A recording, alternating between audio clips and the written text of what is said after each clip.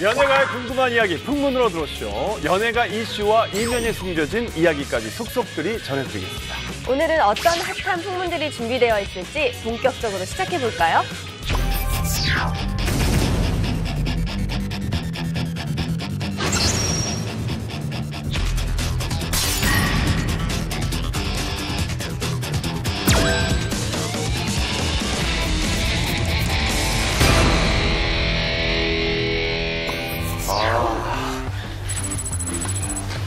아니 이게 지금 갑자기 무슨 일이에요 지금 아니 이게? 진짜 깜짝 놀랐죠. 와 이건 난리가 진짜 역대급입니다 지금. 일단 무슨 말을 해야 될지 모르겠어요. 와 정말 너무 놀랐어요. 지난 6월 27일이었죠. 대한민국 연예계가 진짜 발칵 뒤집혔는데 연예계뿐만 아니라 대한민국 사회 그리고 한류 콘텐츠에 관심이 많은 전 세계가 지금 지켜보고 있는 사건이 발생했습니다.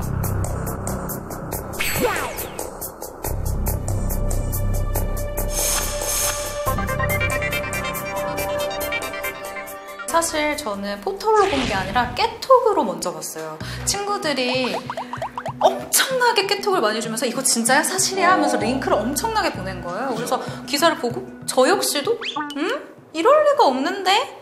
그럴 리가 없는데? 진짜? 이런 반응이었어요. 진짜 농담 아니고 서태지 이디아시아 사건 이후에요. 제가 이렇게 주변 분들한테 사실 여부를 묻는 연락을 많이 받은 게 처음인 것 같아요. 처음에 워낙 그럴 리 없다는 반응이 많았는데 2016년에 당시 두 사람이 태양의 드라마 출연할 때도 처음에 좀 비슷한 반응이었어요. 열애설이 났을 때 에이 설마라고 했는데 중요한 건 그 다음에 야, 잘 어울린다 실제로 좀 사귀었으면 좋겠다는 반응인데 이번은 계속 지금 이 순간까지도 사실이야? 정말 무슨 일이야? 라고 계속 궁금증이 꼬리를 물고 있어요. 맞아요. 정말 이거 어느 정도냐면은 전국에 있는 모든 사람들이 멍한 상태예요 진짜로. 이게 굉장히 큰 사건인데 이 정말 아름다운 커플이 무슨 일이 있었길래 헤어지게 된 겁니까? 네, 정말 별의별 소문이 다 많더라고요. 그 엄청난 풍문을 지금부터 하나하나 차근차근 짚어보도록 하겠습니다.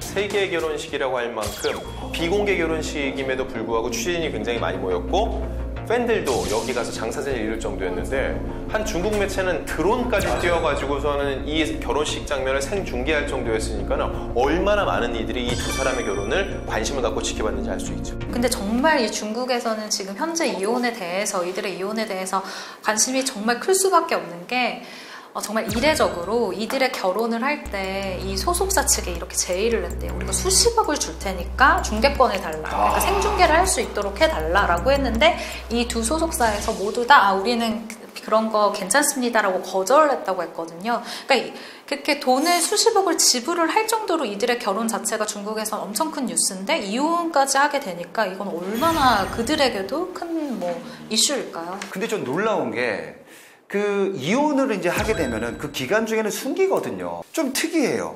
굉장히 좀 빠르게 인정을 하고 얘기를 했어요. 왜 그런 걸까요? 이혼 조정 신청서 접수를 하지만 하루도 안 된 때 기사가 나온 거잖아요. 근데 제 생각에는 송중기 씨가 원래 할 말은 좀 하는 스타일인데다가 워낙 남자다운 스타일이라 언론에서 먼저 자신들의 일을 터뜨리는 게 좀 탐탁치 않았을 수 있겠다라는 추측이 가능해요. 일단 송중기 씨 입장문을 볼 필요가 있는데 잘잘못을 따져가며 서로를 비난하기보다 원만하게 이혼 절차를 마무리하기를 희망하고 있다라고 얘기를 했죠. 여기서 잘잘못이라는 단어 때문에 사람들이 아무래도 조금 예민하게 반응을 하는 것 같은데 둘 중 하나는 잘못을 하긴 했다 혹은 둘 다 잘못을 했으나 송중기 씨 입장에서는 송혜교 씨 잘못이 좀 더 큰 거 아니냐라고 네티즌들이 해석할 여지가 있다라는 거죠. 그리고 조금 안타까운 것은 이러한 내용들이 대중이 받아들이기에는 그동안 있어왔던 공식 이혼 입장문들에 비해서는 조금 더 감정적이에요. 그러니까 잘잘못이라는 표현이나 그가 썼던 여러 가지 표현들이 좀 더 상상의 나래를 부추기는 측면도 좀 있다라는 게 제 입장에서는 조금 안타까운 부분이죠. 또 이런 내용도 있습니다. 보면은 사생활에 대해 말씀드리기 어려운 점 양해 부탁드리고 앞으로 지금의 상처에서 벗어나 연기자로서 작품 활동에 최선을 다하겠다. 그러니까 무엇 때문에 본인이 상처를 받았다라고 밝히고 있어요. 그래서 많은 분들이 이게 뭐 송혜교 씨 때문인가라는 이야기가 있습니다. 일단은. 네. 주변에 다 그렇겠지만요. 주변 사람들이 묻는 게 다 그거예요. 누가 잘못했어? 맞아요. 다 그것만 따지려고 그러거든요. 그러다 보니까 어쩔 수 없이 요즘 그 SNS를 통해서 엄청난 정말 확인되지 않은 풍문들이 돌고 있습니다. 그 풍문이 도는 게 무려 10만 건이래요. 지금 SNS로 이미 도는 소문들이 10만 건이라고 하니까 이혼을 하는 것만으로도 두 사람에겐 굉장히 상처일 텐데 그렇죠. 어떻게 보면 우리의 이 궁금증, 그러니까 대중의 궁금증이 그들에게 굉장히 좀 힘든 상황으로 다가오고 있는 거죠. 그게 바로 2차 피해거든요. 어떻게 보면은. 네. 아, 심각합니다. 근데 현재 송혜교 씨 소속사 측에서는 신중한 고민 끝에 이혼 절차를 밟고 있다라고 이야기를 했어요. 그러면서 사유는 성격 차이로 양측이 둘의 다름을 극복하지 못해서 부득이하게 이런 결정을 내리게 됐다라고 전했죠. 사실 송중기 씨 측에 비하면 조금 더 담백한, 굉장히 좀 형식적인, 굉장히 지금까지 있어 왔던 그런 공식 입장으로 볼 수가 있어요.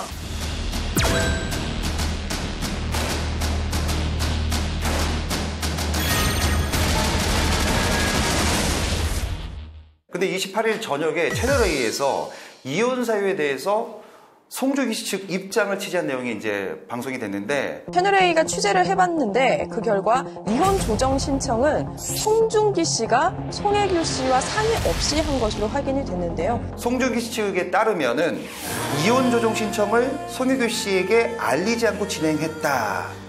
이것도 어떻게 또 해석이 분분합니다. 또 여기 대해서. 이게 그렇게 좋은 내용이라고 할 수 없었기 때문에 굳이 양쪽이 맞춰서 이렇게 같은 내용을 내는 거는 오히려 그렇지 않냐 해서 각자 준비를 했다고 해요. 이 주장에 따르면은요, 결국 양쪽의 소통은 있었다는 거죠. 근데 저는 그 부분도 조금 의아한 게 기자들이 송혜교 씨에게 전화를 굉장히 많이 했어요. 송혜교 씨 소속사 측에. 근데 소속사 측에서는 보도자료를 바로 준비를 하고 있었다면 이들이 어느 정도 이야기가 됐다라고 우리가 이해를 할 수가 있을 텐데 약간 부랴부랴 준비하는 듯한 느낌을 받기는 했거든요.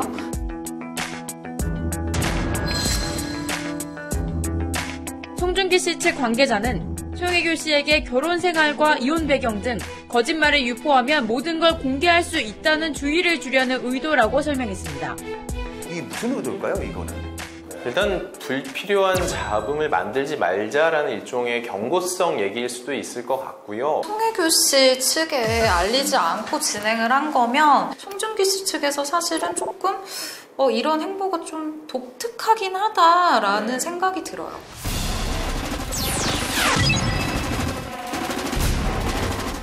이제 두 사람의 이혼 기사가 나고 나서 정말 이혼에 대한 엄청난 추측들, 특히 찌라시들이 너무 많아요. 이게 말도 안 됩니다. 뜬 소문들이 나오는데 정말로 정말 이런 찌라시도 나왔어요.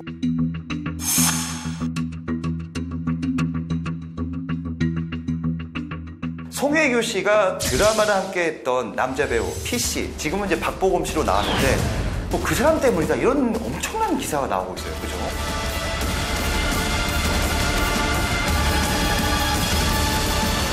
그 사람이라고 하지 않아도 지금 다들 아실 텐데요. 남자친구에서 송혜교 씨가 송중기 씨의 절친했던 후배인 박보검 씨와 연기를 했는데 그때만 해도 나오는 기사도 그렇고 댓글 반응도 보면은요. 송중기 씨가 적극 추천을 했나 보다. 혹은 서로 이렇게 원래 좀 친한 사이니까 서로 연기하는 데 있어서 조언하기도 편하고 좋겠다라는 반응인데 갑자기 그 당시 이 작품이 잘 마치고 나니까 이 사태가 벌어졌을 때 혹시라는 이런 얘기들이 나오고 심지어 찌라시로는 굉장히 적나라하게 사실이 확인되지 않은 위험한 얘기들이 돌고 있는데요. 이거에 대해서 박보검 씨 쪽은 분명히 입장을 밝혔습니다. 이 상황에 대해서 배우의 이름이 거론되는 것 자체가 불쾌하고 근거 없는 소문에 대해서 강경 대응하겠다고 했는데요. 저는 이 부분에 대해서는요. 강경 대응을 통해서 명명백백하게 밝히는 게 맞다고 봅니다. 네. 저는 이게 아직 확인되지 않았으니까 여기에 대해서 막 뭐 얘기하고 이런 게 좀 되게 2차 피해예요, 이것도. 지금 이 찌라시 때문에 박보검 씨의 팬들도 굉장히 상처를 받고 있는 상황이에요. 그래서 팬들이 자발적으로 풍문 고발팀을 결성을 해서 이제 그런 글을 올리는 사람이라던가 그런 찌라시를 돌리는 사람들을 캡처를 해서 자기들이 공유를 하고 소속사에 보내고 이제 고발을 하겠다라는 입장을 밝힌 상황이죠. 찌라시를 받고 유포하는 그만으로도 처벌입니다, 여러분들. 꼭 기억하셔야 됩니다.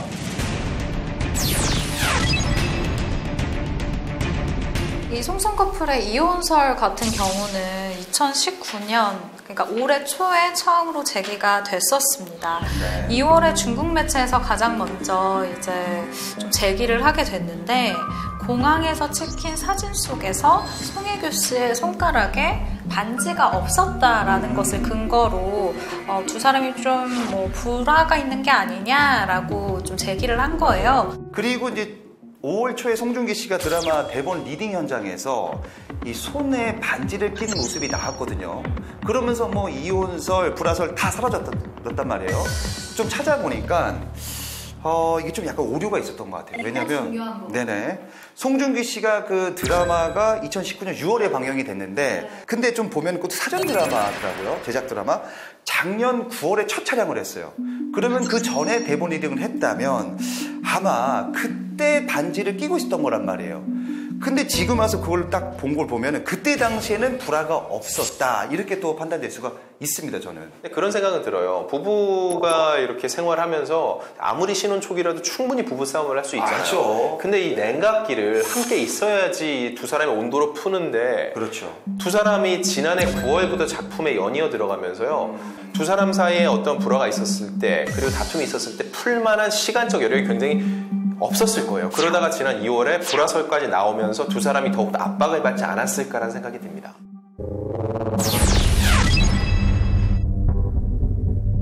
송송 커플이 이혼하면서 검색어들이 굉장히 많이 올라가고 있는데, 특히 이제 지난 28일 하루 종일 검색에 오른 검색어가 있습니다. 바로 송중기 아버지죠. 그러니까 다시 말해서 송혜교 씨의 시아버지죠. 이게 계속 올라왔어요. 그 2017년 결혼 당시에도 그 송중기 아버님이 이런 얘기를 했습니다. 뭐 신부가 나이가 많은 게 좀 아쉽다. 그러니까 송혜교 씨보다 송중기 씨가 4살 연상이잖아요.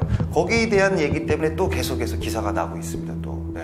이거는 근데 진짜인지 아닌지는 모르겠지만 제가 여자라서 그런지 아니 뭐 4살 차이 궁합도 안 본다고 안 보죠. 그러는데 너무 좋아. 내가 송혜교인데.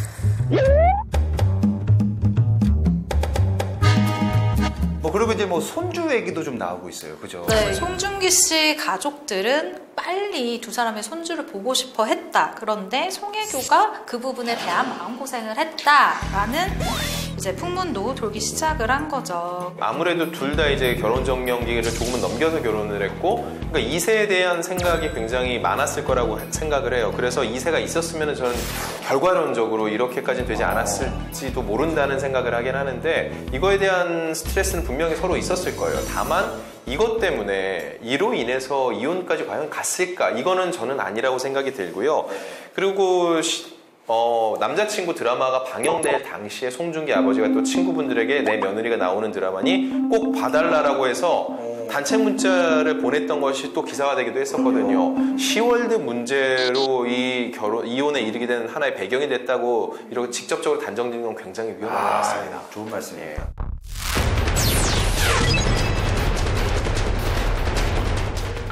결혼 직전 송송 커플이 구입한 이태원의 신혼집으로 알려진 이곳이 사실은 신혼집이 아니다라는 것이었어요. 심지어 한 번도 살았던 적이 없다라고 기사가 나왔습니다. 한 번도 안 살았다고요? 네, 근데 이게 어떻게 밝혀졌냐면 그 동네 주민들이 그랬었대요. 송중기, 송혜교 부부가 살기로 한 이 신혼집 앞에는 이 쓰레기가 한 번도 나와 있었던 적이 없다라면서 계량기 사용량도 거의 없었다라고 이야기를 했어요. 근데 또 보면요, 봤다는 주민도 있습니다. 아, 그 사람들. 봤대요? 근데 그게 집에서 살다가 거주하는 모습을 나왔는지 아니면은 관리 차원에서 갔다가 마주친 건지는 아무도 몰라요. 그 주민도 몰라요.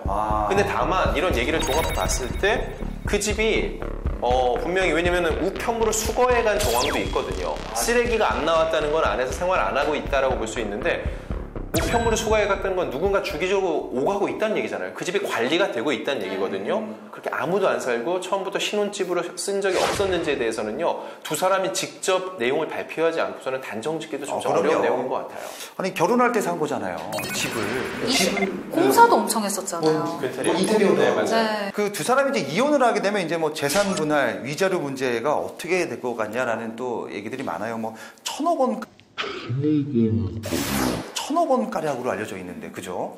두 사람이 결혼할 때요, 중소기업의 합병이다라는 표현이 굉장히 많았어요. 근데 재산 분할에 있어서는 저는 별 문제가 없을 거라고 봅니다. 왜냐하면 본인들의 명의가 분명하고 예를 들어서 신혼집으로 알려진 그 이태원 집도 송중기 씨가 구입을 했던 거기 때문에 전혀 그냥 송중기 씨가 가져가면 되는 겁니다. 예. 같이 형성한 재산이 사실은 너무 시기가 짧기 때문에 그것에 대해서 인정받기가 힘든 상황이고, 만약에 두 사람이 이 가정적인 이미지로 뭐 동반 무엇 어떤 뭐 행사를 했다던가 이렇게 하면은 그 나누는 부분이 있겠지만, 사실은 그런 부분도 그렇게 크게 눈에 띄지 않고 있기 때문에 재산 분할에 관해서는 크게 이견이 없을 것으로 보여요. 그리고 광고들 많이 궁금해 하시는데요. 이거는요, 굉장히 사회적으로 많은 이슈가 되고 있지만요, 두 사람이 어떤 불법적인 행동을 한 건 아니기 때문에 직접적으로 이 광고에 대한 위약금을 물거나 이렇게 할 수는 없을 겁니다. 다만 저도 알려진 당일 광고 관계자들 몇 명 통화를 했는데요, 난감해하기는 해요. 왜냐면 광고 CF는 기본적으로 긍정적이고 굉장히 밝은 쪽 이미지를 심어줘야 되는데, 그들의 얼굴이 아무래도 제품과 이렇게 지금 이 시기에 나왔을 경우에 대중이 어떻게 받아들일지에 대해서 걱정이 없을 수는 없는 거죠. 송송 커플이라는 단어가 보니까 등록이 되어 있다고 그래요. 신조어로. 이 단어가 이제 앞으로 어떻게 쓰여질지 또 이것도 좀 걱정이 되고. 저는 지금 이 두 사람의 이혼이 감정전으로 가기 일보 직전인 상태다라고 말하고 싶어요. 사실 송혜교 씨 측에서는 현재 보여지는 온도는 그냥 뭐 성격 차이입니다라고 그냥 아주 담백하게 내놓은 상황이지만, 송중기 씨의 이제 법률적인 것을 대행해주는 곳에서 얘기한 부분은 아무래도 송혜교 씨 쪽보다는 조금 더 뜨거운 모습이에요. 그렇기 때문에 이 감정적으로 대응하지 않고 그냥 현명하게 지혜롭게 잘 판단을 했으면 좋겠다라는 생각이 들어요. 두 사람이 이런 결정을 내렸으면은, 그리고 조정을 받기로 했으면 최대한 빨리 마무리했으면 좋겠어요. 근데 남녀에게, 특히 부부에게 둘밖에 모르고, 둘도 사실 둘이 다 알고 둘이 이거에 합의가 됐으면 이혼에 이르지 않았겠죠. 지금이야 너무 조심스러워 어떤 얘기도 없는데, 시간이 지나고 나면은요, 수렴이 돼요. 어느 정도 진실을 향해서. 그렇게 되면은요, 누군가 억울하고 누군가 할 말이 많더라도 그 얘기가 나중에 누군가도 알 수 있다고 저는 생각을 하거든요. 그렇기 때문에 지금 굳이 두 사람이 감정적으로 폭로전으로 가진 않았으면 좋겠습니다.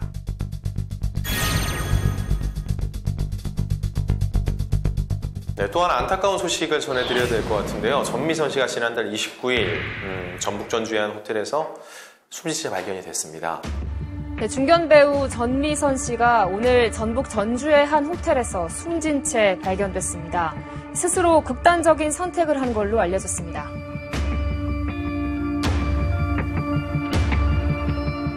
경찰은 전 씨가 극단적인 선택을 한 것으로 보고 수사를 했고요. 그리고 이날 오후 원래는 연극 친정엄마와 2박 3일의 공연을 앞두고 있었거든요. 결국은 이런 여러 가지 스케줄을 앞두고서는 이런 선택을 했다는 것 자체가 굉장히 우발적인 것이 아닌가 싶습니다. 전미선 씨는 뭐 너무나도 이제 뭐 유명하신 배우잖아요. 저도 굉장히 좋아했는데 89년 K채널 토지로 데뷔를 했습니다. 그리고 이제 뭐 영화와 드라마를 통해서 열심히 활동을 했지만 그때는 큰 빛을 보지는 못했어요. 그 이후로 K채널 대하사국 태조왕건 그리고 S채널 야인시대를 통해서 시청자들에게 눈도장을 찍혔고요. 그 이후에 K채널 황진이, 제빵왕, 김탁구, 오작구 형제들, 해를 품은 달, 마녀법정 이런 드라마를 통해서 배우로서 입지를 굳혔습니다. 저를 포함해서요, 사실 살인의 추억의 전미선 씨를 기억하는 팬들이 굉장히 많아요. 그럼요. 그렇기 때문에 이번 나란말싸미에서는 살인의 추억의 멤버였던 송강호, 박해일 씨와 오랜만에 함께하는 거에 있어서 기대감이 높았거든요. 근데 제작 발표에 참석을 했다는 것 자체가 본인이 활동에 대한 의지를 굉장히 강하게 밝힌 건데 그 직후에 이런 선택을 했다는 게 전 진짜 지금도 좀 이해가 안 됩니다. 일단 전미선 씨 같은 경우는 기본적으로 좀 우울감이 최근에 좀 깊어졌었던 것 같아요.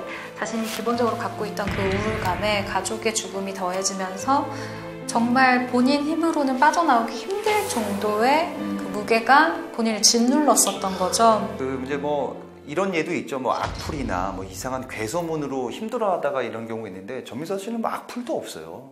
아까 말씀하셨던 괴소문과 그런 악플 때문에 굉장히 힘겨워했던 대표적인 배우가 최진실 씨였거든요. 그래서 그때 그 악플을 달았던 사람은 실제로 조사를 받기도 했었고요. 또 한 가지는요, 전미선 씨의 지금 현 소속사가요, 이달 초, 6월 초에 새로 계약한 곳입니다.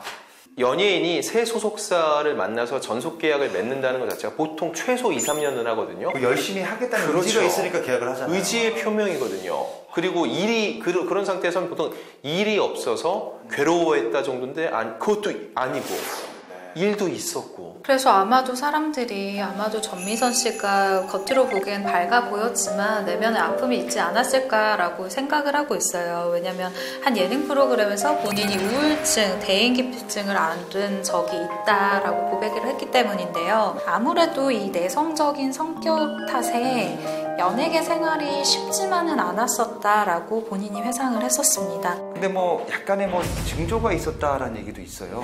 스스로 생을 끝낼 결심을 하고 유서를 쓴 적이 있대요. 유서를. 여기서 좀 희망적인 것이 나왔으면 좋았을 텐데 이렇게 쓰다 보니 쓸 것이 많을 줄 알았는데 전미선이라는 이름 뒤에 쓸 것이 별로 없더래요. 그래서 뭔가 내가 태어났으니까 뭔가 시키는 대로 살고 있구나라는 느낌을 받았다고 하는데 너무 안타까워요.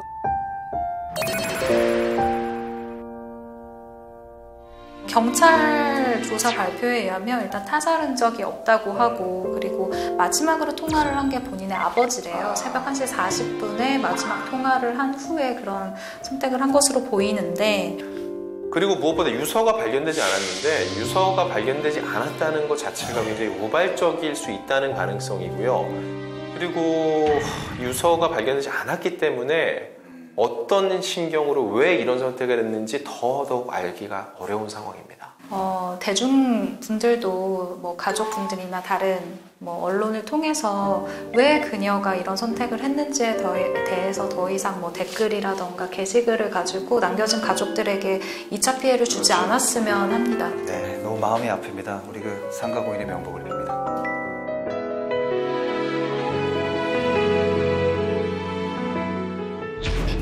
2011년 지드래곤, 2014년 박봄, 2017년 탑, YG 마약 3년 주기설, 승리 버닝썬 성접대 경찰 유착 논란, 가수 비아이 마약 구매, 이번엔 원정 성접대 의혹까지 논란의 중심엔 언제나 양현석이 있다.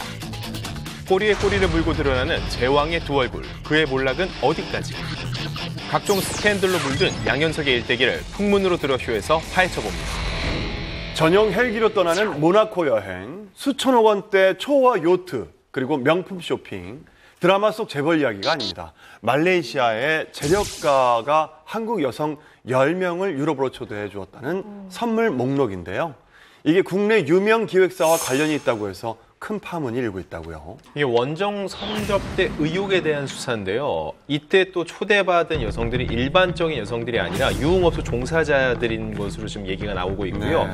근데 이 여성들의 아찔한 출장을 주선한 곳이 다름 아닌 양현석 수장이 맡고 있는 YG 엔터테인먼트라는 그런 제보가 있어서 또 논란이 일고 있는 상황입니다. 이게 이제 시작은 2014년인데요. 그때 말레이시아 그 재벌 조 로우가 강남, 서울에 왔죠. 그 투자 관련된 얘기였다고 하는데 이때 YG를 만났는데 이 자리에도 유흥업소 종사자들이 있었다고 하고요. 그 이후에 이들을 다시 조 로우가 초대를 하고 싶어서 YG 엔터테인먼트가 정마담을 통해서 유흥업소 여성들을 동원했다는 그런 주장입니다. 근데 조 로우가 조 씨예요? 아니죠. 그럴 리가요. 우리나라 사람이 아닌데요. 그러니까 이제 조 로우라고 하면 그냥 일반적인 재벌은 아니고요. 말레이시아의 그 전총리 나집 라작 총리가 있어요. 전총리인데 이 사람이 이제 부패로 물러났거든요. 근데 이 사람의 비자금을 관리하던 사람이라는 거예요. 그래서 굉장히 아주 큰 거액의 이제 부를 일군 사람인데 조로가 법적으로 네. 그 인터폴의 수배자 명단에 올라가 있는 사람 아닌가요? 맞죠?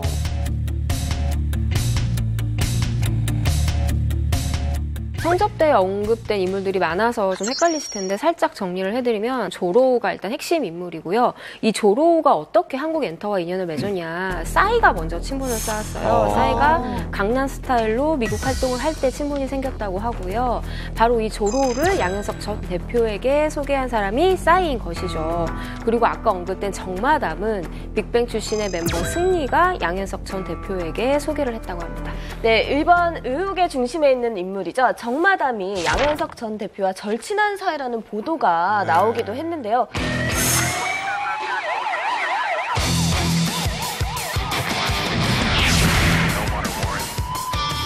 대체 정마담은 누구인가요? 제가 듣기로는 그 강남 유흥업소에 5대 마담이 있다고 합니다. 그래요? 5대 마담이요? 네, 이게 무슨 5대 얼짱도 아니고 5대 마담이 있는데 정마담이 넘버 2라고 알려져 있고요. YG 외에도 다수의 대형 연예 기획사 그리고 유명 연예인 그리고 정재계 인사들과 끈이 많은 걸로 정말 많이 알려져 있어서 이렇게 지금 엮여 있는 분들이 최근에 굉장히 좀 몸을 사리고 있다라는 얘기가 있고. 혹시 정마담에 대해서 아시는 분이 또 있으실까요? 실제로 정마담을 잘 아는 연예인분을 통해서 얘기를 좀 들었어요. 일단 평이 굉장히 좋아요.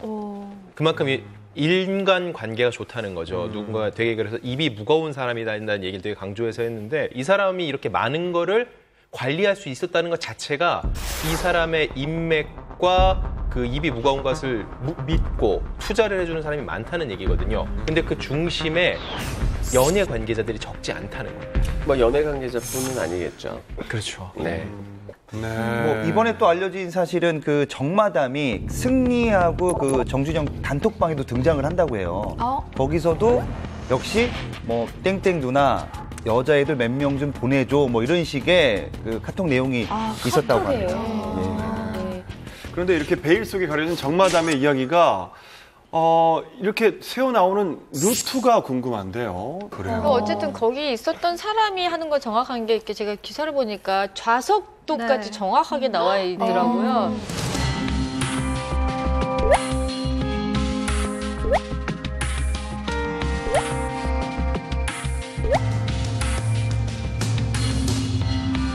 누가 어디에 앉았고 뭐 이런 거 있잖아요. 배치도까지 이렇게 디귿자형으로 나온 거 보니까 정말 그 안에 있었던 누군가가 얘기를 하는 게 아닌가라는 생각이 들어요. 이제 어디까지나 M채널의 이제 보도에 근거해서 말씀을 드리면 그 조로가 YG 쪽에 그때 그 만났던 여성들을 데리고 해외 여행을 하고 싶다, 해외로 초대를 하고 싶다라고 얘기를 해서 이루어진 여행인 것으로 알고 있고요. 그 같이 갔던 여성분 중에 한 분이 그 여행을 갔던 사진을 올렸어요. 굉장히 많은 인원이 갔잖아요. 사실 몇몇 군데에서 몇 명을 통해서 그들이 또 다른 지인을 몇 명 데리고 가고 이런 식으로 꾸려졌다고 볼 수가 있을 텐데 그래서 여기 갔던 모두가 유흥업소 여성이라고 볼 수 없을 수도 있어요. 파티가 있는데 모든 비용을 대주는데 함께 갈래?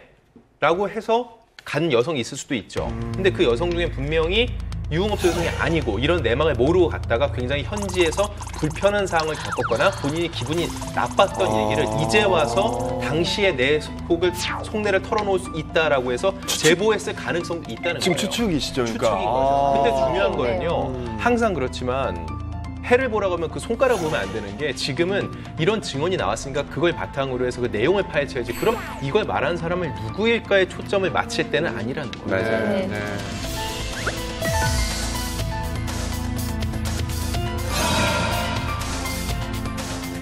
자, 그런데요. 이 싸이 씨가 이번 사건과 관련해서 경찰 조사를 받았다고요? 네, 맞습니다. 이 말레이시아 재력가 한국에 들어왔을 때 접대했던 자리에 양현석 전 대표와 이 싸이 씨가 함께 동석을 했기 때문이에요.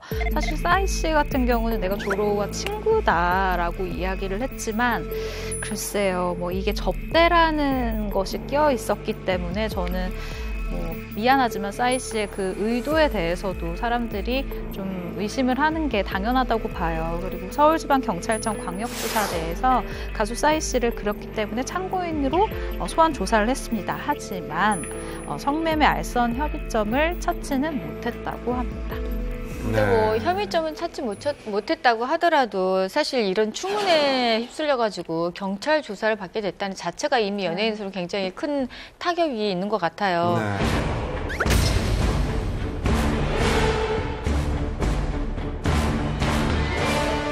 양현석 전 YG 대표도 참고인으로 소환을 해서 성접대 의혹이 돼서 좀 물어볼 방침이다 이렇게 이제 얘기를 했는데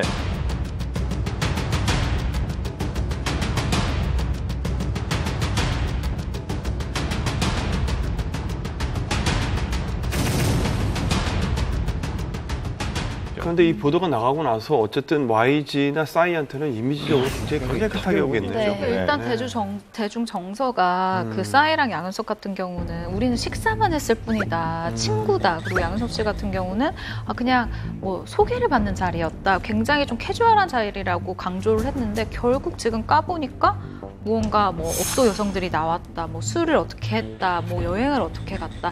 너무 그들이 한 해명과는 다른 이야기가 나오고 있잖아요. 이것 때문에 사실은 대중들의 그 뭐랄까 좀 반발심 그리고 대중들의 그 배신감이 더 큰 것 같아요. 작년 초인가? 말레이시아 쿠알라룸푸르에 간 적이 있어요. 네네. 갔는데 만나셨어요? 아니요.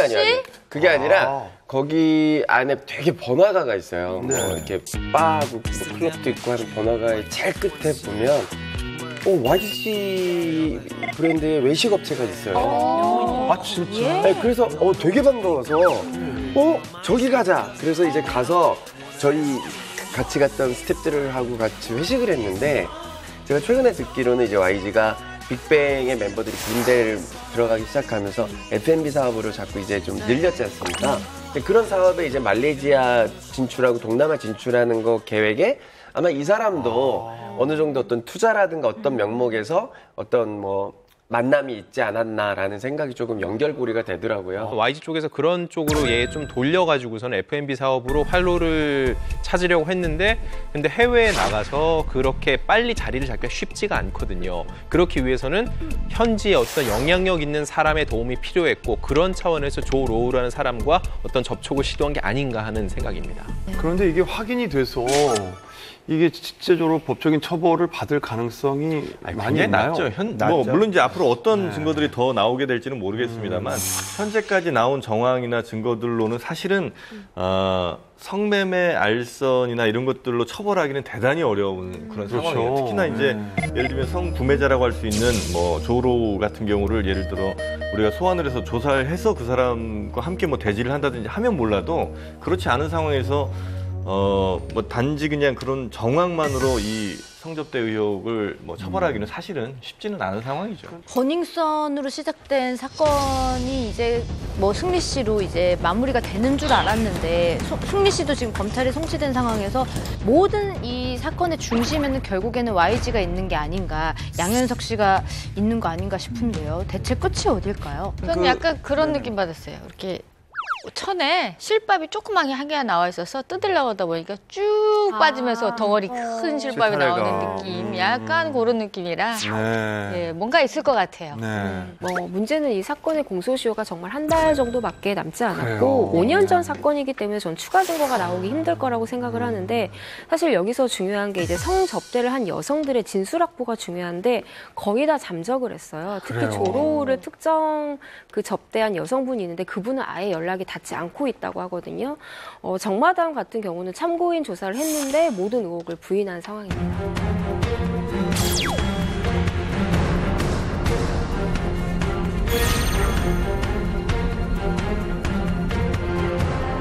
빅뱅 지드래곤 대마초 흡입 논란부터 승리의 버닝썬 게이트까지 정말 아슬아슬하게 버티던 양현석 씨가 결국 아이콘 BI 마약 파문으로 총괄 프로듀서 자리에서 자진 사퇴하고 말았습니다.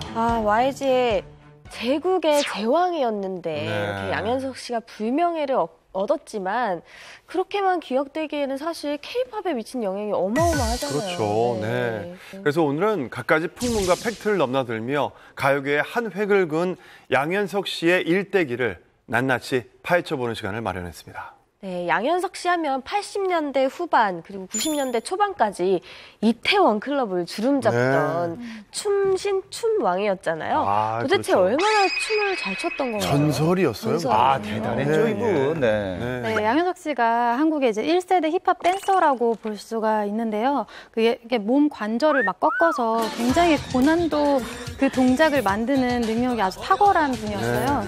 그 서태지와 아이들 시절에 회오리 춤이라고 맞아요. 굉장히 인기가 많았잖아요. 제가 직접 사사를 받았었죠.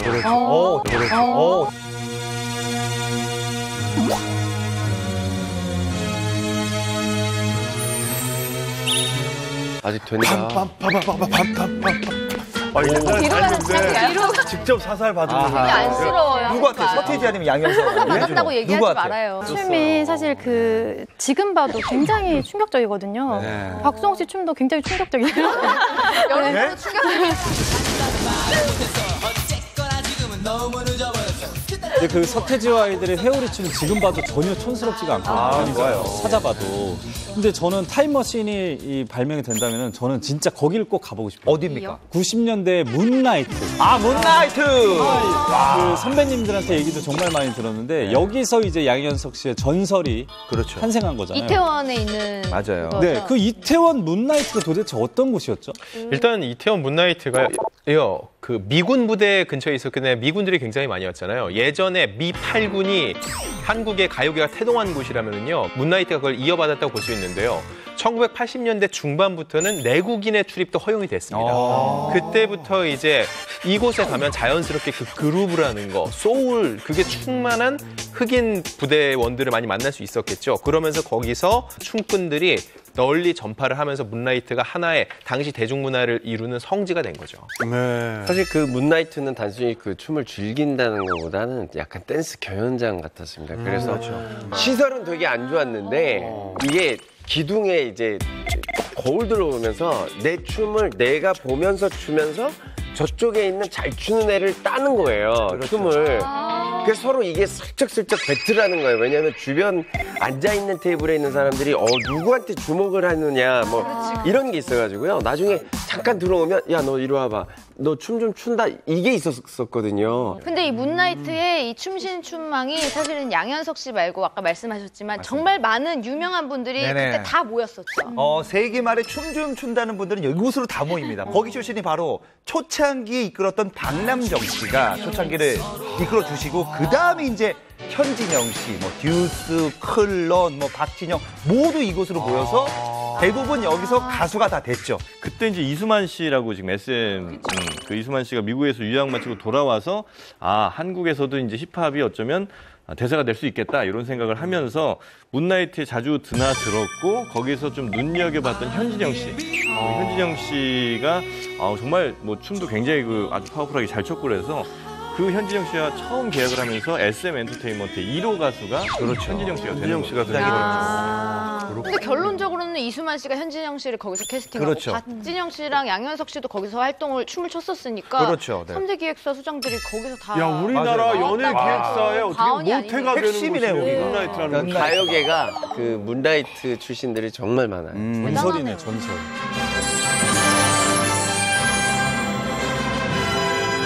그 1세대 댄서인 홍영주 씨의 인터뷰에 의하면은 그 앞에서 보통 그 거울 앞에서 양현석 씨가 이렇게 스핀을 막 돌고요. 그다음에 서태지 아이들의 그 이준호 씨가 토마스라는 게 있대요. 그 브레이크 댄스 기술 중에 하나인데 그걸 췄다고 합니다. 어렵죠. 양현석의 존재는 대단했습니다. 일단 그 시대의 댄서들보다 키가 월등히 컸고 파워풀했었고 가장 핵심은 그거예요.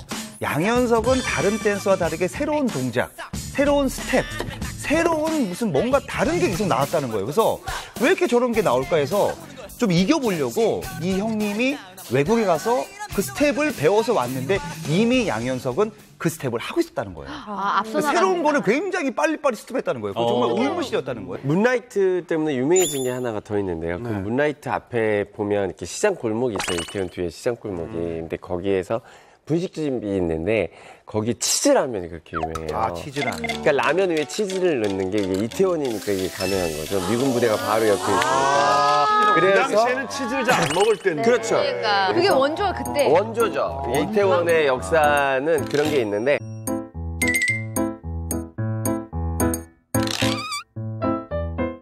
이렇게 클럽에서 춤을 추던 양현석 씨에게 운명적인 만남이 기다리고 있었는데 바로 전설의 그 이름 우리 오빠 서태지. 데뷔보이. 서태지. 두 사람이 만난 곳도 클럽이라고 합니다. 네, 이 이야기를 하려면 박남정 씨 이야기를 살짝 갖다가 해야 될 것 같은데. 왜 난이 너는 걸까 그거죠? 네. 양현석 씨가 박남정 씨한테도 이제 춤 실력을 인정을 받은 거예요. 그래서 박남정과 프렌즈를 결성하고 댄서 겸 안무가로 활동을 할 때였습니다. 서태지 씨 공연 다음 순서가 박남정과 프렌즈 순서였던 거예요. 그래서 서태지 씨가 양현석 씨의 그 춤추는 모습을 딱 보고 한눈에 반했던 거죠. 그래서 대기실로 먼저 찾아가서 양현석 씨에게 인사를 하고 말을 걸었다고 해요. 그런데 말입니다. 예? 왜 갑자기 춤꾼 양현석 씨가 서태지 씨의 돈을 먹튀했다는 소문. 아, 먹튀입니까? 먹튀요? 사실입니까? 이게 무슨 얘기예요? 근데 사실이더라고요. 아, 그래요? 때는 이제 1991년인데 당시 서태지 씨가 양현석 씨를 엄청 쫓아다녔대요. 춤을 좀 알려달라고. 근데 양현석 씨 입장에서는 서태지라는 존재 잘 모르고 관심이 별로 없었겠죠. 그러니까 거의 떼어내려는 마음으로 레슨비를 2달에 150만 원을 불렀대요. 저희 그때 수업료 대학교 등록금이 150, 160이었어요. 한 학기 등록금이요? 한 학기 등록. 회사원들이 몇 달치 월급인데 서태지 씨의 열망도 엄청 컸던 거죠. 정말로 떡하니 그 레슨비를 양현석 씨에 갖다 줬다는 겁니다. 150만 원이나 받았으면 이제 춤을 가르쳐줘야 될 거 아니에요. 그런데 양현석 씨가 왜 돈을 갖고 튄 거죠? 아, 알고 보니까 양현석 씨가 진짜 완벽한 곳으로 숨었더라고요. 양현석 씨가 서태지 씨의 돈을 150만 원을 갖고 간 곳은 바로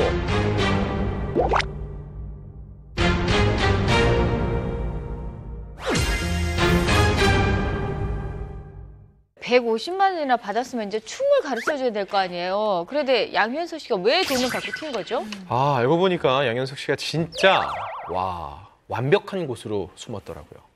양현석 씨가 서태지 씨의 돈을 150만 원을 갖고 간 곳은 바로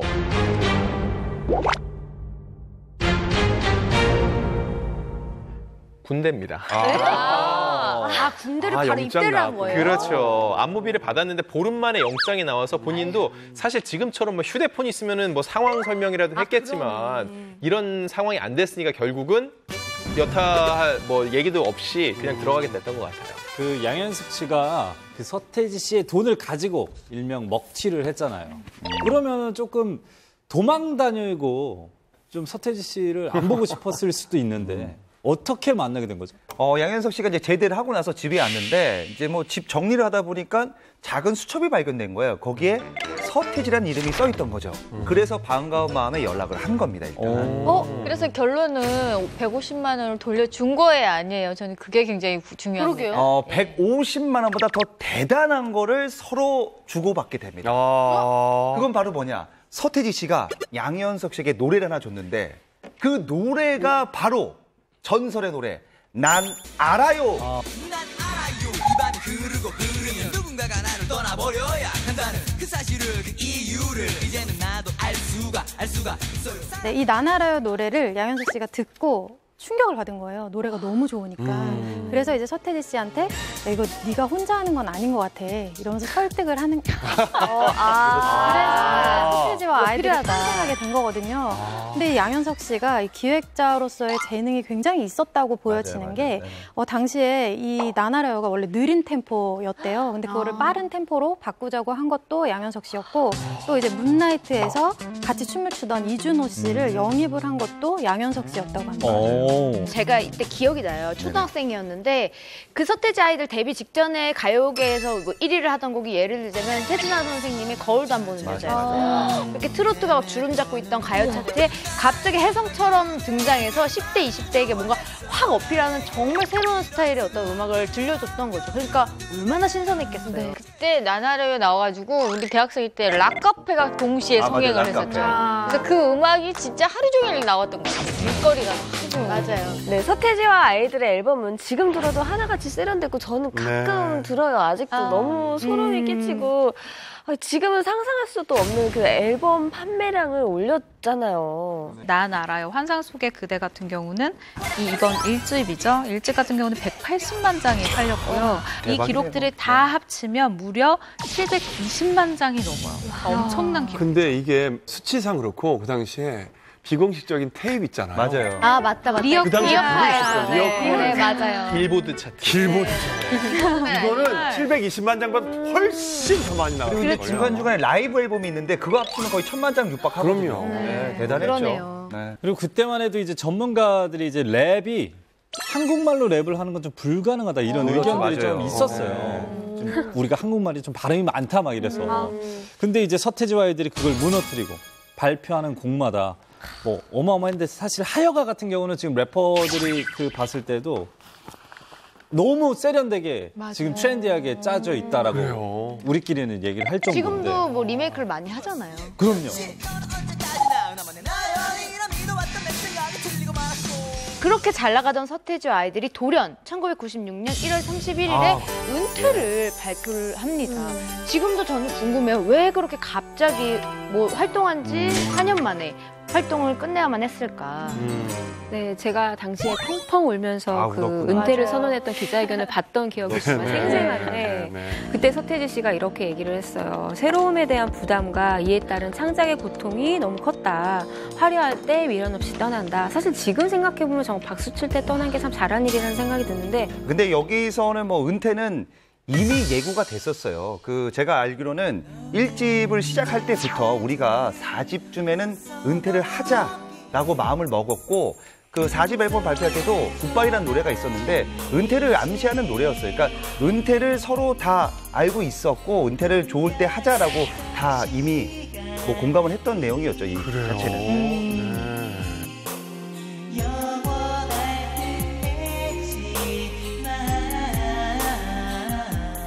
그 갑작스러운 은퇴였거든요.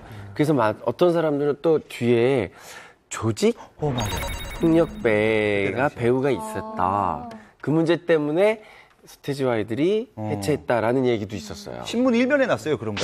조직 폭력배 개입설인데 당시 자료를 보면요. 경찰청에서 마포경찰서를 포함해서 4개 경찰서에 공문을 내립니다. 서태지가 갑작스럽게 은퇴를 발표한 배경에 매니저나 이제 기획사, 프로모터들의 갈취나 협박이 있었는지, 가족들 사이에 무슨 문제가 있었는지, 그리고 이들의 소재를 파악하라는 정식 공문까지 내려갔더라고요. 그게 그 당시 정말 이례적인 그렇죠. 굉장히 이례적인 일인데 그 후에 보니까 다음 한 일주일 정도 지난 후에 다시 기사가 났어요. 결국은 조사해 보니까 그런 건 없는 것으로 밝혀졌다라고. 그러니까 사회 전반적으로 그 문화를 넘어서 사회적 이슈를 불러일으킬 정도로 서태지의 활동과 은퇴는 이슈를 모았죠. 서태지와 아이들의 해체를 받아들인 건 자신에 대한 믿음이 있었기 때문이라는데 결과적으로 보면 정말 잘한 선택이라고 할 수 있을 것 같은데요.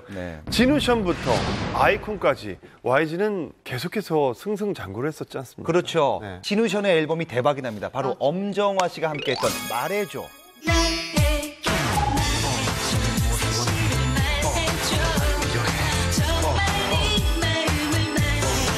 그 뒤로 바로 그룹 원타임이 또 대박이 납니다. 맞아. 최고였죠. 그래서 두 팀이 당시에 힙합 앨범 사상 최고의 판매량을 기록했었고 히트곡이 셀 수가 없죠. 진짜 셀 수가 없어요. 거미, 빅마마, 화성이 소속된 회사와 이제 손을 잡으면서 제2의 전성기를 누렸고 2006년에는 빅뱅을 성공시키면서 보란 듯이 다시 일어났습니다. 잘 나가는 사람은 뭘 해도 잘 된다는 말이 있죠. 싸이가 군복무 문제로 한참 시끄러웠을 때 양현석 씨가 YG로 영입을 했어요. 근데 그때 마침 강남스타일이라는 곡이 전 세계를 휩쓸었습니다. 그래서 한때 시가총액 1조 원이 넘는 메모드급 엔터테인먼트 회사가 탄생이 됐습니다. 1조요? 멋진 신사 나가신다 기회를 비켜라 모든 걸 바꿔버리다 내가 차지하리다 나라고 너 힘내자고 힘 어쩌라고 나 한순간의 세대 당신은 아름다운 피넛 처음에 근데 잘 안 됐던 걸로 기억이 안 나요, YG. 맞아요. 이분이 처음에 그 기획했던 게 힙합 3인조 그룹 킵식스가 있었거든요. 알죠. 나를 용서해. 나를 용서해. 나를 용서해. 나를 용서해 이런 노래가 있었어요. 어르신들은 아는구나. 난 모르겠는데. 제목대로 나를 용서해 하고 진짜 끝났어요, 진짜로. 근데 사실 이게 좀 멤버들한테는 죄송하지만 폭망을 했습니다. 그때 손실이 약 3억 원이 된다고. 그 당시. 그리고 제가 알아보니까 양현석 씨가 그때 이 킵식스 하고 나서 완전 쫄딱 망해서 통장 잔고가 300만 원 남았대요. 그리고 사무실도 빼갖고 사무실이 없어서 지인의 사무실 옆에 하나 얻어갖고 그 사무실 안에서 책상 놓고 있었다고. 그 정도로 힘들었다고 얘기하더라고요. 그러니까 서태지와 아이들로 벌었던 돈 어머, 너무 뼈 아팠겠는데요? 그때 이제 팬들, 사실 이제 서태지와 아이들 팬들이 여전히 많았기 때문에 기대가 굉장히 컸단 말이에요. 어쨌든 양현석 씨가 만든 첫 그룹이라고 해서 굉장히 기대가 컸는데 막상 뚜껑을 열어보니까 이거는 그냥 어설프게 듀스 따라한 것 같다. 그래서 듀스 순한 맛이란 평가까지 나올 정도였으니까.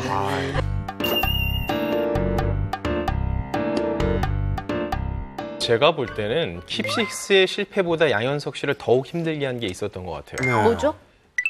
이준호 씨가 같은 해에 영턱스 클럽으로 대박 나서 결국은 최고였죠. 둘이 비교되는 기사가 많이 나요. 서태지는 미국으로 떠나서 완전 감감무소식인 상태에서 나머지 두 멤버가 프로듀서로서 맞붙은 건데 누가 봐도 영턱스 클럽이 우위거든요.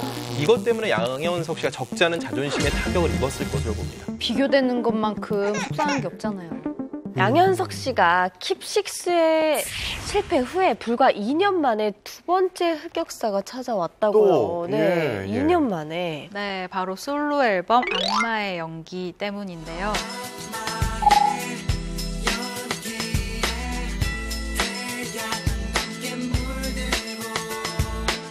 잘 되지 않았어요? 저는 개인적으로 이 노래 뭐 그렇게 나쁘지 않았는데 나도.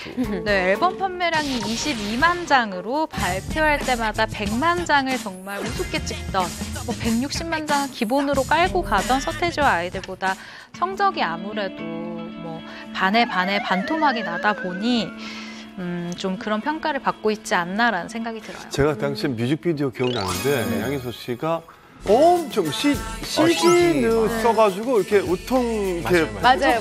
정말 와 대박이었어요. 돈 엄청 들었겠다. 도시가 다 파괴되고 그러잖아요. 네, 막 그런 뮤직비디오였는데 그것만 남지 노래는 제가 죄송하지만 기억이 안 남아요. 예. 근데 꽤 그래도 제 기억에도 화제가 됐었거든요. 맞아요. 그런데도 불구하고 이 22만 장의 흑역사로 남은 건 또 비교를 당할 수밖에 없었기 때문인데요. 네. 같은 해 서태지 씨가 5집을 이제 발매를 했는데 서태지 씨 5집은 110만 장을 또 엄청난 성적을 거둔 거예요. 그렇다 보니까 자연스럽게 비교가 될 수밖에 없고 비슷하다는 얘기가 좀 있었어요, 그때. 서태지 씨랑 좀 비슷하게 부른다. 창법이 좀 비슷해요. 네, 그때 그랬어요. 네. 떠나지 않는 저 아이 누가 만들어낸 게임 속의 주인공인지 살아나는 것마저 내겐 고통이었네. 그 악마의 연기를 하면서 양현석 씨가 또 하나 내려오는 게 있습니다. 바로 내가 가수로서의 자질은 조금 부족하구나라고 느꼈다고 해요. 그래서 그때부터는 본인의 앨범보다는 기획자로서 후배 양성에 좀 더 힘을 쏟게 된 거죠. 그럼 악마의 연기가 처음이자 마지막 앨범이에요. 그렇죠. 네. 양현석 씨가 사실은 엄청난 독설가로 유명하지 않습니까? 네. 양현석 씨의 말 한마디에 상처를 받은 아티스트들이 좀 있었다고요. 예. 아주 하트 브레이커급 독설가입니다.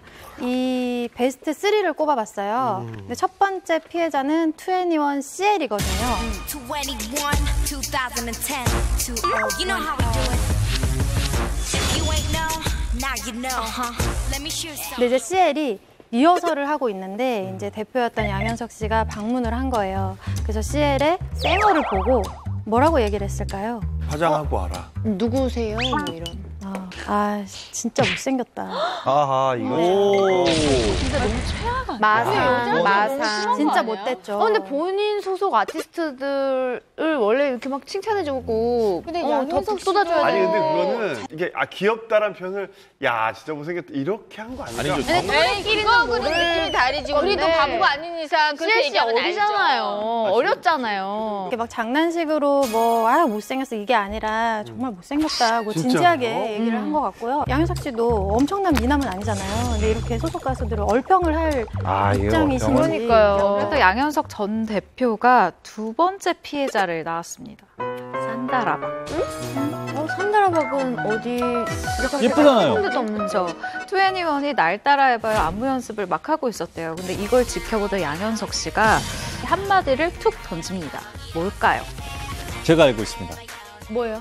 나라야 살 좀 쪄야겠다. 초딩 같아. 너무 말라서 초딩 같다. 근데 그 정도면 차라리 나았을 것 같아요. 이 정도면은 뭐 좋게 들었을 것 같은데 역대급 독설 베스트 2는 다라야 없는 가슴이지만 좀 내밀어 보란 말이야. 성희롱 아닌가요? 이건 성희롱 발언입니다. 이거는 이 성희롱 발언이에요. 그건 좀 심했다. 자, YG는 마약 3년 주기설이 있습니다. 2011년 지드래곤, 2014년 박범, 그리고 2017년에는 탑이 또다시 대마초 흡연 혐의로 기소됐죠. YG 소속 가수들이 잇따라 추문에 휘말리면서 양현석 씨의 실현이 시작됐는데 양현석 씨의 위기 관리 능력을 살펴볼까 합니다. 네네. 일단 소속 연예인이 문제를 일으키면은요 공식 입장을 내는 게 관례잖아요. 네. YG의 특징은요 일단 좀 늦습니다. 하나의 예를 들어볼게요. 2011년 지드래곤의 그 대마초 파문일 거예요. 당시의 입장을 보면은요, 일본 클럽에서 모르는 일본인이 담배를 한번 빨고 버렸는데 그게 알고 보니 대마초였다라는 얘기를 했는데 그거에 대해서 추가적인 질문에 대한 답변은 쉽게 나오지가 않았거든요. 그게 이제 YG의 소통 방식이 조금은 일방향이다라는 게 일반적인 기자들의 생각입니다. 네. 기억이 나요. 그때 해명 내용이. 근데 모르는 일본인이 그 담배를 줘서 자기가 그걸 받아서 폈다라고 해명을 했거든요. 근데 모르는 사람이 주는 걸 왜? 그렇죠. 사실 다른 사람도 아니고 지드래곤의 이미지 추락은 YG의 뭐랄까 그 수익에 바로 연결이 되는 부분이고 이 회사의 이미지에도 굉장히 타격이 크기 때문에 이 공식 입장을 발표를 합니다. 검찰 조사 당시 권지용 군은 대마초를 전혀 핀 사실이 없었기에 당당하게 검찰의 조사에 임했지만 검사 결과 뜻밖에도 모발에서 아주 극미량의 양성 반응이 나왔다는 말을 전해 들었다라고 이야기를 했어요. YG의 언론 대응 스타일을 보면은요, 일단 하고 싶은 얘기는 적극적으로 하는데 하고 싶지 않은 얘기에 대해서는요, 아예 공식 입장을 내지 않는 게 일반적이었습니다. 이렇게 하고 싶은 얘기만 하는 게 결국은 YG의 발목을 잡는 부분이 된 것 같아요. 네. 국내 최고 기획사 중 하나이면서 또 라이벌 회사이기도 하죠. SM과의 비교를 하시는 분들도 있더라고요. 예. 네, 그 SM 엔터테인먼트가 1989년에 설립이 됐는데요. 지금까지 이제 마약으로 논란을 빚은 연예인은 딱 한 명입니다. 현진영 씨인데, 현진영 씨가 1991년에 대마관리법 위반 혐의로 구속이 됐었어요. 근데 이 사건으로 당연히 이제 이수만 대표도 좀 위기를 맞았죠. 그런데 좀 이게 어떻게 보면 매를 일찍 맞기를 잘한 게 이때 이 마약 홍역을 치르면서 조금 매니지먼트 방향을 바꾼 거예요. 약간 이 윤리적인 이런 부분들이 굉장히 중요하다는 거를 깨닫게 된 거죠. 그래서 신인 발굴의 장소도 클럽에서 학교 같은 데로 눈을 돌렸다고 합니다. 그래요. 그래서 그런가 봐요. SM 가수들 캐스팅 그 뒷 이야기를 들어보면 학교에서 발탁됐다는 이야기가 많더라고요. 예를 들어서 최강창민 씨, 동방신기 최강창민 씨도 학교 운동장에서 배드민턴 치다가 캐스팅됐다고. 굉장히 건전하지 않습니까? SM과 YG의 마약 사건 재발 양상이 극과 극이네요. 그건 곧 YG에서 뭔가를 좀 놓치고 있다라고 얘기할 수도 있을 것 같은데. 네. YG도 일단 뭐 교육을 시킵니다. 일단 뭐 인사 교육, 뭐 예절 교육도 다 시키고 특히 여기는 이제 1년 선후배도 굉장히 깍듯해요. 그래서 굉장히 뭐 어떻게 보면 YG도 교육이 있고 또 이제 이런 얘기 있어요. 뭐 약물에 대한 교육은 안 하는 거 아니냐라는 분도 있는데 제가 알아보니까 약물 교육도 합니다. 다 교육 시스템은 준비가 돼 있는 걸로 하고 있는 걸로 알고 있어요, YG는. 네. 왜 자꾸 이런 논란들이 일어나는 걸까요? 뭐 여러 분석이 가능하겠습니다만 양현석 대표의 그 철저한 성과주의 뭐 이런 것도 하나의 원인이 아닐까 싶습니다. 예를 들면 BIC도 그 자신이 문제가 됐던 SNS를 보면 난 천자가 되고 싶어서 한다, 뭐 마약을 한다 이제 이런 얘기를 했었잖아요. 근데 2015년에 아이콘이 데뷔했고 3년 동안 싱글 5개를 발표했고 또 사랑을 했다 같은 그 아주 유명한 노래를 발표하면서 굉장히 능력 인정받았는데 그 다음 거가 계속 나와줘야 되거든요. 근데 그 다음 게 자꾸 안 되면 이런저런 노력을 하다가도 이제 이런 쪽으로 또 손이 가고 유혹을 느낀 게 아닌가 뭐 이렇게 이제 추측은 좀 해볼 수 있다는 거죠. 양현석 전 대표는 결국 23년 만에 YG를 물러났어요. 네. 양현석 씨의 자진 사퇴가 YG에는 어떤 영향을 미칠까요? 네, 사실 이제 사람들이 봤을 때 별다른 영향이 없지 않을까라고 보는 시선들도 좀 많은 것 같아요. 왜냐하면 이 동반 사퇴를 한 양현석 씨와 이 양민석 씨 형제가 이 YG의 지분이 무려 19%가 넘거든요. 네. 그렇기 때문에 최대 주주니까 얼마든지 영향력을 미칠 수 있지 않을까 좀 그렇게 보는 시선이 많습니다. 그래요. 네. I like my beat. I like my beat.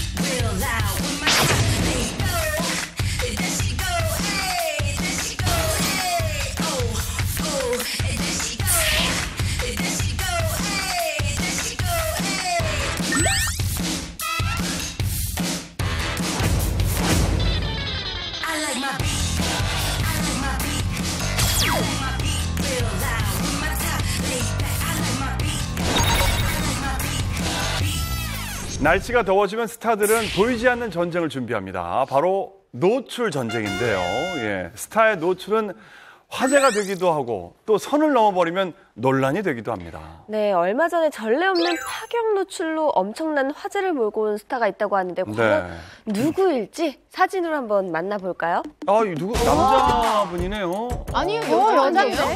힐 신었는데 힐? 근데 팔 라인이 너무 여자 같은데요? 아니야, 남자. 근데 이게 어디에 나온 세계에서 가장 핫하다는 섹시 스타만 실리는 바로 그 유명 잡지입니다. 근데 여기에 잡지의 초대 표지 모델이 마릴린 먼로였던 기억으로. 아, 미국의 그 유명 잡지. 근데 중요한 건요. 이 잡지에 바로 한국인 모델이 등장했습니다. 와, 이거 대박이다. 이거 토끼 저분이에요? 플레이 그거죠? 바로 저분이죠. 근데 여러분 놀라지 마세요. 이 모델이 오늘 여기 직접 와주셨다고. 홍보네요? 진짜. 몸매 좋은 모델 오지 마. 여름을 핫하게 달군 화보의 주인공이자. 진짜예요? 예.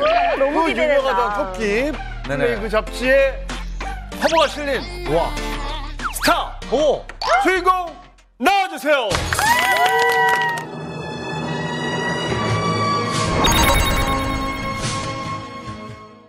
여름을 핫하게 달군 화보의 주인공이자. 진짜예요? 예. 너무 그 기대된다. 유명하던 토끼 플레이 그 잡지에 화보가 실린 스타 주인공 나와주세요.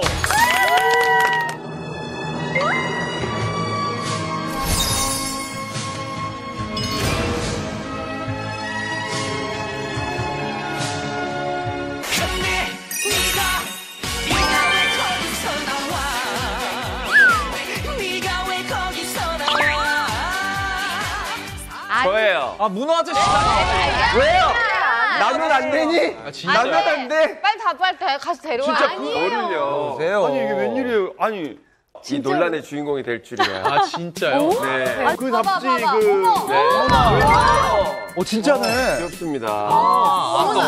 이번에 홍석천 씨가 실린 이 미국판 피 잡지 정말 유명하죠. 이 잡지 2019년 여름호는 젠더 앤 섹슈얼리티 특집호라고 해요. 화보 속의 기사에는 홍석천 씨가 자신이 성소수자임을 밝힌 한국 최초의 연예인이다라고 밝혀져 있습니다. 저 화보는 어떻게 진행하게 된 겁니까? 제가 이제 커밍아웃을 한 지 벌써 한 20년 가까이 19년째인데 그동안의 어떤 삶을 재조명하고 이야기를 좀 담고 싶습니다라는 이제 주제가 또 뭐 젠더 앤 섹슈얼리티라서 홍석천 씨밖에 생각이 안 난다. 힘들겠지만 한번 해보자. 근데 사실 좀 되게 주저주저했어요. 저도 이제 민망한 뭐 몸이 준비도 돼 있지 않고 뭐 제가 이런 걸 해서 또 욕먹을 생각도 하고 부모님도 싫어하시고 이럴 것 같아서 하지 말아야 되겠다 싶은데 또 한편으로는 뭐 굳이 또 안 할 이유도 없더라고요. 저란 사람이 원래 그런 거니까. 그 홍석천 씨 요번 이 화보가 조금 노출이 심한 편이잖아요. 심해요. 상체도 맞아요. 나오고 좀 재밌던 에피소드가 있다면. 아니 뭐 이제 보통 이제 스태프들이 뭐 이렇게 컨셉을 잡고 와서 이렇게 해주세요. 되게 미안해 하잖아요. 좀 과하지 않나 이러는데 제가 아무 거리낌 없이 좀 더 해볼까? 뭐 그러고 막 더 과감하게 저거보다 훨씬 더 과감한 사진들이 많아요. 그러니까 사진 작가님도 굉장히 즐거워하시고 그러니까 모델이 쭈삣쭈삣했으면 사실 좀 굉장히 힘들었을 텐데 제가 오히려 이제 스태프분들 뭐 이렇게 겸연쩍어하지 않게 제가 더 알아서 막 했더니 너무너무 즐거워하시더라고요. 다리 털은 밀었어요? 아니요. 그냥 그대로 있는 건데. 워낙 제가 각선미 하나는. 그러니까. 저도 깜짝 놀랐어요. 진짜 잘 나왔어요. 네네. 맞아요. 그래서 더 늙기 전에, 나이 먹기 전에, 그냥 뭐 의미 있는 사진 한번 찍었다 싶어서. 미국 현지 반응이 어때요? 이게 중요합니다. 원래는 이게 이제 코리아판에 이런 기사나 어떤 화보가 실렸을 때 대부분 이렇게 본사의 원래 매거진, 그러니까 전 세계판에 잘 안 실리는 경우가 많대요. 근데 본사에서 너무 이게 좋은 기사의 화보도 너무 좋아서 거꾸로 이걸 세계판에 이게 내겠다 이래가지고 거꾸로 와서 한국에 있는 이 코리아 P사, 코리아 DJ사 분들이 너무너무 흥분을 하셨다고 하더라고요. 사실 요즘 평이 너무 좋아서 20년 전에 커밍아웃 할 때 정몽석 전 씨 어떻게 보면은 뭐 범죄를 저지른 것도 아닌데 사회적으로 매장까지 당하는 그런 일을 겪었었잖아요. 그런데 이제는 홍석 전 씨가 영향력 있는 잡지에 이렇게 소개되다니 정말 자랑스럽고. 근데 이제 제 입장에서는 뭐냐면 뭐 이런 게 뭐 그렇게 저한테 굉장히 중요한 건 아닌데요. 제가 이제 시청자 여러분들한테 꼭 부탁드리고 싶은 거는 뭐 이런 걸로 화제되고 이런 게 별로 중요하지는 않습니다. 대신에 이제 우리 사회도 나와 다른 것에 대한 다양성을 인정하는 게 얼마나 중요한 건지 그것만 한번 생각해 주셨으면 하는 게 제 바람입니다. 파격적인 화보 때문에 화제가 된 분이 또 계신데요. 심지어 이분은 누드 화보를 공개해서 실시간 검색어를 장악을 했습니다. 네, 저는 정말 이 화보를 보고 입이 쩍 벌어졌어요. 너무 멋있어서 보고 또 보고 했는데 바로 모델 한혜진 씨가 H 매거진 7월호를 통해 모델 데뷔 20주년을 맞아서 파격적인 누드 화보를 공개했습니다. 근데 정말 특이했던 게 전신을 까맣게 분장을 했어요. 그래서 올 누드인데도 야한 게 아니라 정말 멋있게 느껴지는 화보였어요. 뭔가 약간 조각 네, 같다라는 맞아요. 뭐 대리석으로 빚은 조각 같다라는 생각이 드는 게 네, 이 한혜진 씨가 이 화보가 공개되고 나서 SNS에다가 비하인드 스토리를 올렸었어요. 그래서 이 검은 잉크가 묻은 뭐 의자 사진과 함께 두피에서 귀 속까지 까만 칠이었다 이렇게 얘기를 했거든요. 그거는 포토샵이 아니라 직접 다 수작업으로 해서 촬영이 됐다는 것을 알 수가 있죠. 근데 한혜진 씨가 이렇게 파격적인 화보를 찍은 건 이번이 처음은 아닌데요. 2013년도에 매거진 업체와 브랜드의 콜라보로 속옷 세미 누드 화보를 찍어서 화제가 된 적이 있었어요. 그때 그리고 이후에 2015년에도 매거진 G를 통해서 올 누드 화보로 완벽한 몸매를 선보인 바 있습니다. 근데 한혜진 씨가 평소에도 매일 누드 사진을 찍는데요. 이게 같은 장소에서 같은 조명을 두고 날마다 누드 사진을 찍어서 자신의 몸매 관리를 보는 거예요. 이렇게 봐야 알 수가 있거든요. 나는 이렇게 봐서는 찍은 거 없는 것 같은데 했는데 막상 찍어 놓으면 다르다는 거죠. 그래서 체중계를 안 쓴다고 하더라고요. 체중계로 그 몸무게에 집착하는 게 아니라 이 딱 봤을 때 어떤 체형의 변화를 직접 눈으로 봐야지 그만큼 더 자세히 알 수가 있다고 하더라고요. 제가 그거에 그럼 나한테도 그거 보여줘 이랬다가 신동엽 씨가 쌍욕을 하는 바람에 온라인에 인터넷에 아직도 그게 짤이 돌아서 참 민망하더라고요. 저 개 아닐 수도 있어요.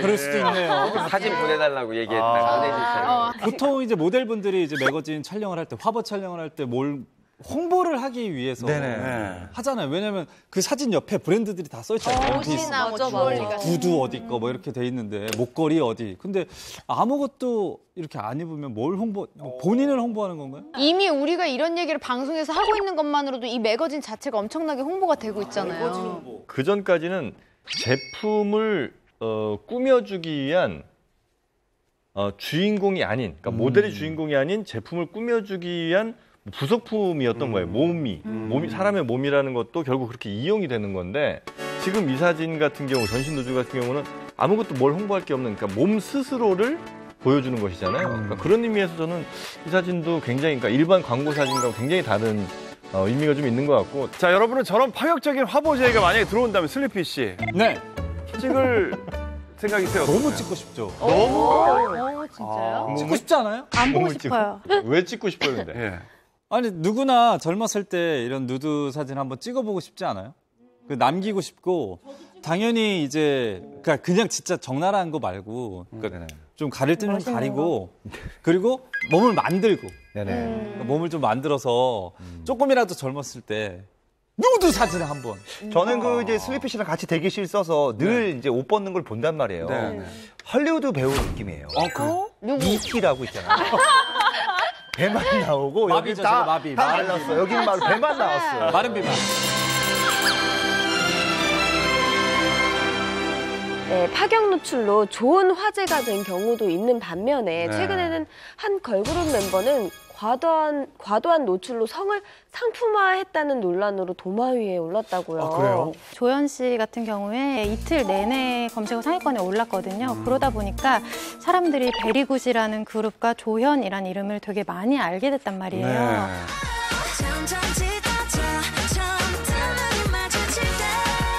지난 17일 한 행사장에서 논란이 시작됐는데요. 걸그룹 베리굿의 멤버 조연이 이날 레드카펫에 섰는데 이제 코스프레 의상을 입은 거예요. 근데 수영복을 약간 연상케 하는 의상에 가터 벨트를 착용을 했고 머리띠를 쓰고 꼬리를 붙이는 이런 의상이었는데요. 이 사진이 공개되면서 이제 성상품화 논란이 일었죠.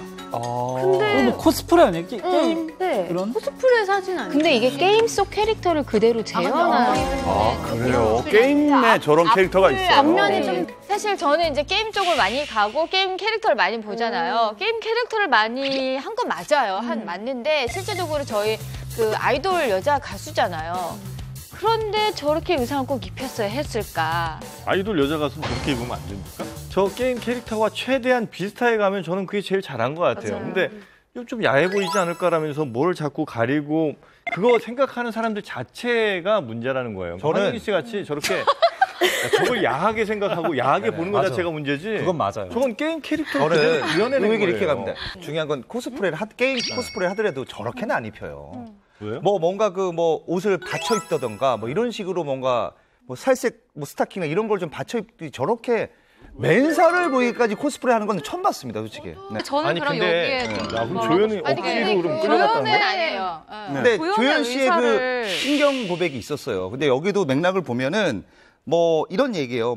저 역시 사람인지라 비난과 응원에 감정도 생각도 휘둘려서 전 대한민국 평범한 여자다. 하지만 여러분들 응원에 눈물도 났다라고 했단 말이에요. 근데 이 글에서 내가 이 의상을 입고 싶었다, 입고 싶지 않았다에 대한 향기는 전혀 나지 않거든요. 그 사람의 심경이 어떻겠다는 걸 왜 우리가 재단을 합니까? 예, 그리고 그 사람에게 자꾸 강요를 하고 있어요.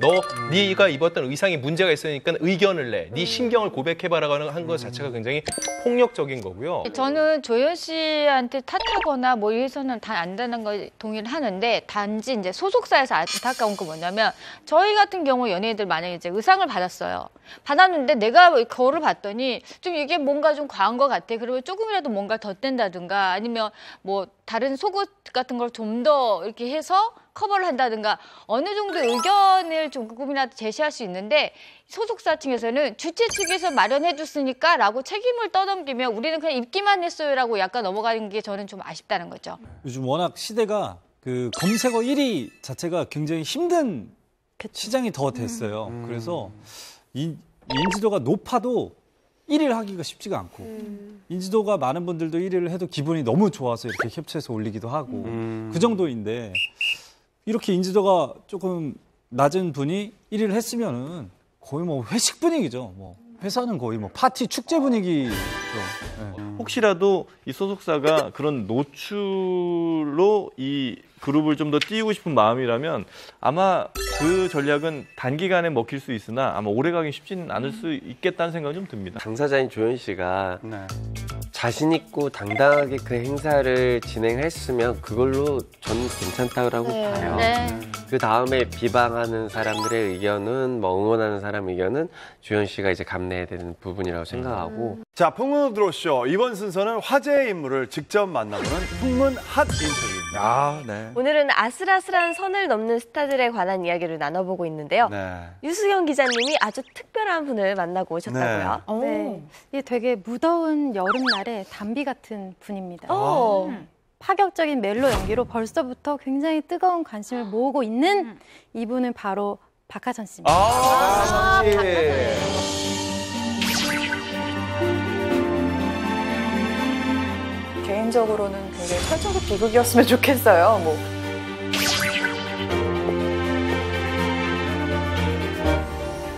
도대체 부부란 어떤 존재인 걸까요? 몸은 이렇게 가까운데 마음은 한없이 멀고.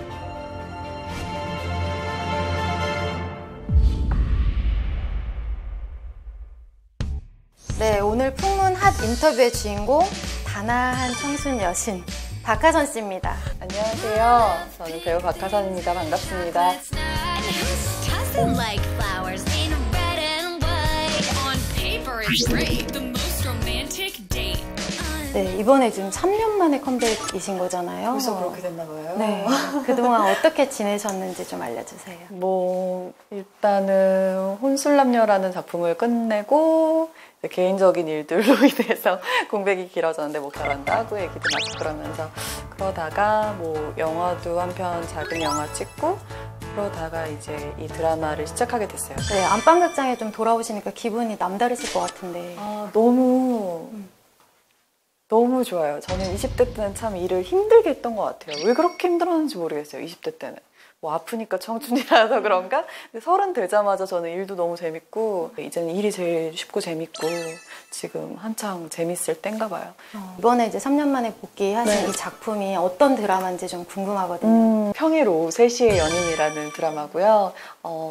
일본 드라마 원작인데 제가 일들을 봤을 때 굉장히 센세이션 했었대요. 되게 이렇게 뻔하지 않아요. 그 안에 있는 뭐 금기된 사랑이라고 하는데 뭐 그런 사랑을 뭐 조장하거나 미화시키는 드라마는 아니고요. 오히려 솔직해요. 되게 나는 뭐 나쁜 여자입니다. 막 이런 대사도 나오고요. 난 점점 나빠지고 있습니다. 그래서 도대체 부부란 어떤 존재인 걸까요? 몸은 이렇게 가까운데 마음은 한없이 멀고 뭐 이렇게 되게 현실적인 대사들이 많이 나와서 사랑을 하고 싶은 분들이라면 누구나 공감할 수 있고 그리고 처절하게 망가지기도 하고 뭐 무너지기도 하고 갈등도 하고 이렇게 좀 개인적으로는 굉장히 철저하게 비극이었으면 좋겠어요. 뭐 그래서 굉장히 막 이렇게 보시기 불편한 드라마는 아닐 거예요. 장담하는데. 네.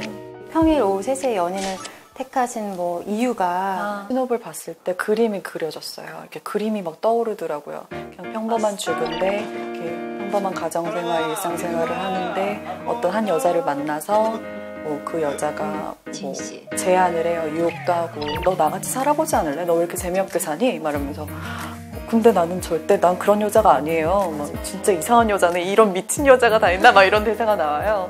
드라마라는 게 그런 것 같아요. 픽션이잖아요. 어쨌든 굉장히 사실에 입각해 있지만 그래서 되게 제가 대신 시원하게 가볼 수 있는 저도 가볼 수 있고 대신해서 여러분들도 같이 가보실 수 있는 그런 드라마인 것 같아요.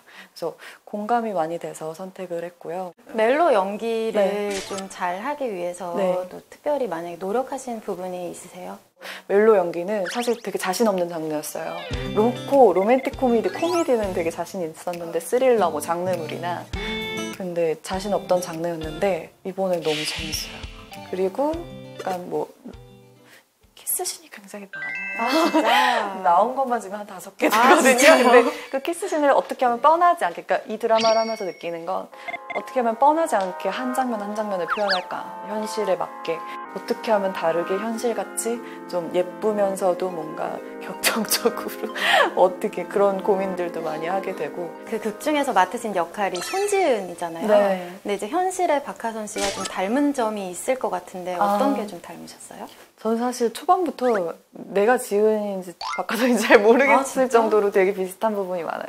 되게 소심하기도 하고 뭐 눈치도 보기도 하고 근데 저는 좀 말을 하는 편이에요. 지은이는 말 안 하고 자꾸 참아요. 근데 그러다 점점 이 남자를 만나면서 이 여자를 만나면서 폭발도 하고 좀 그렇게 이제 자신을 찾아가는데 저는 그래도 할 말은 좀 하고 살자는 주의고 좀 비슷한 면이 많기는 한 것 같아요. 물론 뭐 저도 뭐 주부고 그런 것도 비슷하고.